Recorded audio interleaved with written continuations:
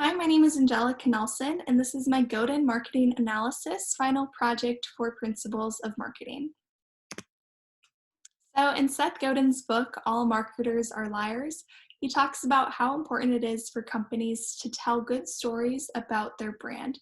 So, companies must understand their customers' different worldviews and frame their stories depending on what the customers are looking for. So, this quote from Seth Godin, I think, really sums up the point that he was trying to make. It says, when you find a story that works, live that story, make it true, authentic, and subject to scrutiny. All marketers are storytellers, only the losers are liars. So, this just really shows that companies still need to embody the message that they're trying to promote, but need to find stories to convey that message effectively.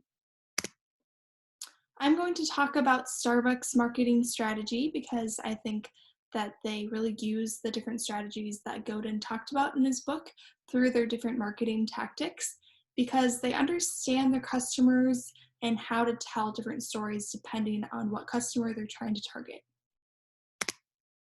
Starting out with their product strategy, they appeal to many different worldviews just because of how diverse its menu is.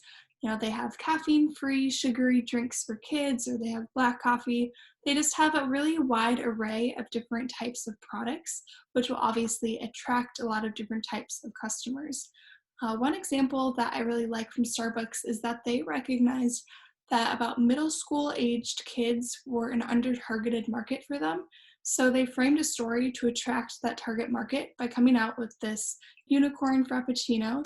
So this was a very novelty, unique, sugary drink that attracted a lot of attention on social media since it was a limited time offer. So a lot of different people are trying it out and posting about it, which in turn just attracted more middle school aged kids. So this was an effective way of using strategies that Godin talked about, where you recognized an under-targeted market and figured out a story that would attract them to their store. Moving on to their price strategy is very important for their brand identity because their coffee is overpriced, but this really tells a story that their customers are affluent and successful. Even by holding the Starbucks coffee mug, it conveys a message that you have money because you're able to afford a coffee drink at Starbucks. So also, their price strategy conveys the message that customers aren't just paying for a coffee drink, but they're paying for an overall high-end experience. Because when you go to Starbucks, you obviously have the opportunity to stay there and work on projects that maybe you don't have time to at home or at your work setting. So it's just a really consistent, reliable experience that you get with the product that you're buying.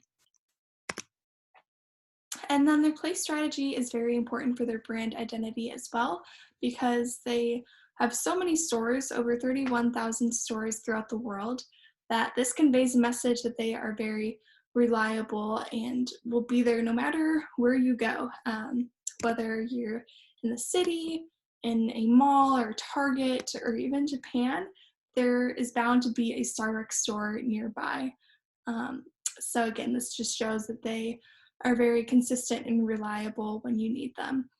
And then also with how they do their sourcing, they are very into treating their workers ethically, and this conveys the message that they're a very socially responsible brand as well. And then through their promotion strategy, now since Starbucks has built up their image for so long, they don't have to do that much advertising because their brand is already pretty well established, especially through that price strategy of being an affluent brand. But they do have the Starbucks loyalty program, which conveys the message that they really want personal relationships with their customers. And also with this loyalty program, customers are encouraged to keep coming back to try to get that gold card where they feel very special and important to the store. And then also because of their innovative menu, they get a lot of social media attention. Like I talked about with that unicorn frappuccino, that got a lot of attention because it seemed like a novelty item. So obviously, selfies with Starbucks drinks has become a popular social media trend. which has gained them a lot of publicity without even having to pay for it. So, a lot of selfies.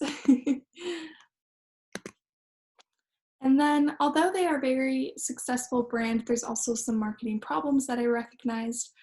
They are increasing their prices by 3.5% every year, which for some people is just becoming unattainable because it's just too expensive.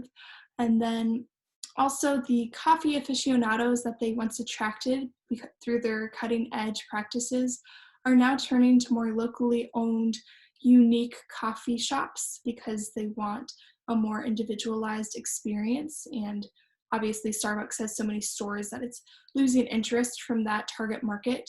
Um, so these two target markets combined creates a little bit of a problem, but nevertheless, they still are a very successful brand because they use the different tactics that Seth Godin talked about in his book. They recognize their different types of customers and are able to frame different stories to keep them engaged and attract them back to the store.